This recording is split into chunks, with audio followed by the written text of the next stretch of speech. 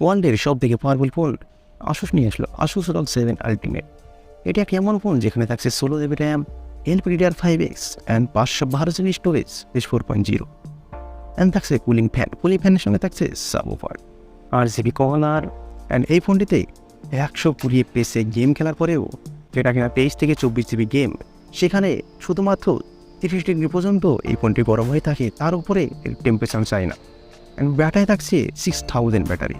So guys চলুন ভিডিওটি শুরু করে। সো গাইজ বক্সটা আপনারা দেখতেই পাচ্ছেন, বক্সের উপরে কিছু ইনফরমেশন লেখা রয়েছে। অ্যান্ড প্রথমে থাকছে কিছু বটম পেড, যেখানে ফোনটি রাখার পরে গেমিং খেলতে পারবেন, এক্সপেন্স অনেক আলাদা লেভেল আসবে। বক্সটি ওপেন করলে প্রথমেই কন্টেন্ট থাকছে একটি ছোট্ট বক্সের মধ্যে রয়েছে একটি কেস, তারপরে থাকছে ফোনটি যথারীতি 6-এর মতো ডিজাইন রয়েছে।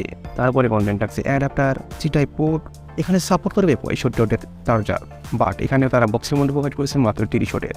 অ্যান্ড সি টাইপ পোর্টও পেয়ে যাচ্ছেন। ফোনের কভারটি ওপেন করার পরে ফোনটি দেখুন, ওয়াও হ্যাঁ আছে। ব্যাক সাইডের লুকটি দেখুন একবার, শুধুমাত্র Asus-এর এই ফোনটিতে এরকম ডিজাইন করা হয়েছে।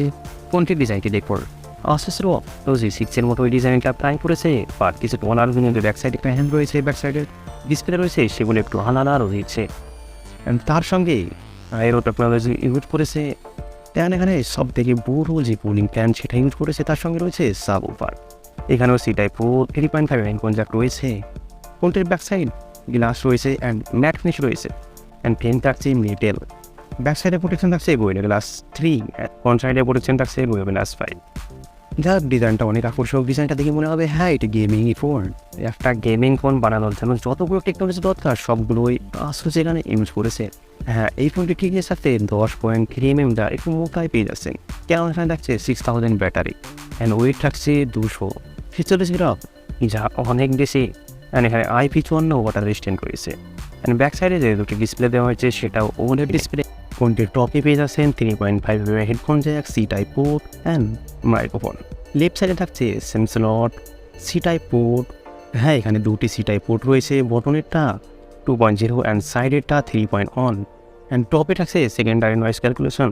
রাইট সাইডে থাকছে পাওয়ার button and volume up down button. Right সাইডে উপরে অ্যান্ড নিচে রয়েছে দুটো ইয়ার কুলার। হ্যাঁ, এখানে সব মিলে দুটি সি টাইপ পোর্ট অ্যান্ড 3টি নয়েজ ক্যালকুলেশন মাইক পেয়ে যাচ্ছেন, যা শুধুমাত্র এই ফোনটিতেই দেখতে পাবেন। যদি আমরা এবার ডিসপ্লে কথা বলি, ডিসপ্লে ব্যাজেলের চেন একটু বেশি রয়েছে, কেননা এটি গেমিং ফোনে সাধারণত ব্যাজেলের চেন একটু বেশি হবেই। বাট দুই সাইডে ঠিকঠাকই রয়েছে, উপরে নিচে একটু বেশি রয়েছে। উপরের দিকে ব্যাজেল রয়েছে, সেখানে 32 মেগাপিক্সেলের ক্যামেরা রয়েছে। যদি আমরা ডিসপ্লে কথা বলি, এখানে ডিসপ্লে থাকছে 6.78 ইঞ্চির full HD plus display. Display quality পেয়ে যাচ্ছেন AMOLED display, 1 million corner 165 hertz refresh rate, 8 temperature support, 1500 nit brightness. And display থাকছে কর্নিং গোয়েলা গ্লাস 50 প্রোটেকশন, যা ওভারঅল ঠিকঠাকই রয়েছে। হ্যাঁ, তবে Asus ROG 6-এর থেকে এর ব্রাইটনেস অনেক বেশি পেয়ে যাচ্ছেন, 1500 নিট। বাইরেও আপনি গেম খেলতে পারবেন কোনো অসুবিধা ছাড়াই। রিফ্রেশ রেটও অনেক বেশি থাকছে, যা আপনাকে অনেক ভালো এক্সট্রা দিয়ে দেবে। এখানে সফটওয়্যার ইউজ করা হয়েছে Android 13 অ্যান্ড ROG UI এখানে ইউজ করা হয়েছে। যদি আমরা প্রসেসরের কথা বলি, প্রসেসর ইউজ করা হয়েছে Qualcomm Snapdragon 8 Gen 2, যেটা 4 ন্যানোমিটারের প্রসেস হয়েছে। এর হায়ার স্পিড পেয়ে যাচ্ছেন 3.2 GHz 463, জিরো থাকছে 740। এখানে থাকছে UFS 4.0, LPDDR5X, 16 GB RAM, 512 GB ROM। এখানে পাওয়ারের কোনো অভাব নেই, পাওয়ারের কোনো কম নেই। তো গেম খেলার জন্য যতগুলো টেকনোলজি ইউজ করার দরকার হাই লেভেল গেমিং লাভারের জন্য, সবগুলো এখানে পেয়ে যাবে। ফোনটির মধ্যে আপনি যদি শুধুমাত্র গেমিং ফোন খোঁজেন, তাহলে এই ফোনটি ছাড়া আপনার কাছে অন্য কোনো ফোন চয়েস করার মতো কোনো ফোনই থাকবে না। এই ফোনটিতে আপনি যে কোনো গেম 25-30 জিবিরও গেম হায়ার লেভেলে যদি খেলেন, 120 FPS গেম খেললেও শুধুমাত্র একটু পরিমাণের ফ্রেম ড্রপের সমস্যা আসবে না আপনার। সুতরাং আপনারা বুঝতেই পারছেন যে কতটা পাওয়ারফুল এই ফোনটি। এখানে গেম খেলার জন্য ব্যাক সাইডে অনেকগুলো টেকনোলজি ইউজ করা হয়েছে অ্যান্ড অনেক থার্মাল পেস্টও ইউজ করা হয়েছে ভেতরে। তাছাড়াও গেম যদি আপনি খেলেন, যে ফোনটিতে কুলিং রয়েছে সেই কুলিংটা লাগিয়ে আপনি যতক্ষণ গেম খেলেন না কেন, শুধুমাত্র 30 ডিগ্রি তাপমাত্রায় উপরে পৌঁছাবে না। আমরা সাধারণত জানি যে গেম খেললে মোবাইলের ডিসপ্লে অ্যান্ড ব্যাক সাইড দুই একে গরম হয়।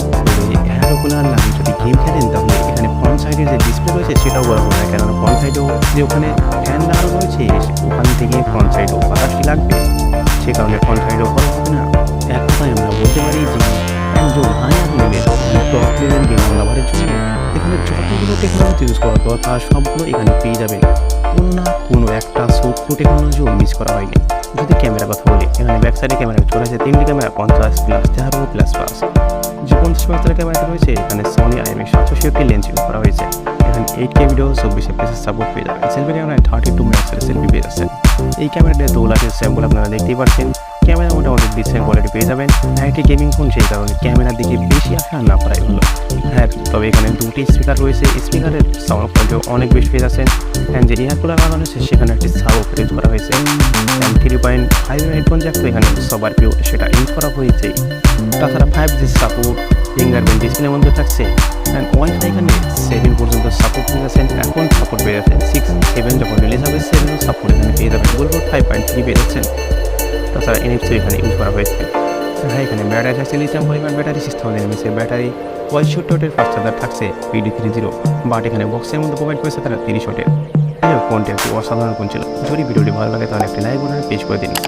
আমাদের চ্যানেল এখনো পর্যন্ত সাবস্ক্রাইব করে না থাকলে প্লিজ সাবস্ক্রাইব করে পাশে থাকা বেল আইকনটি ক্লিক করে। সো গাইস, ভালো থাকবেন, সুস্থ থাকবেন সবাই।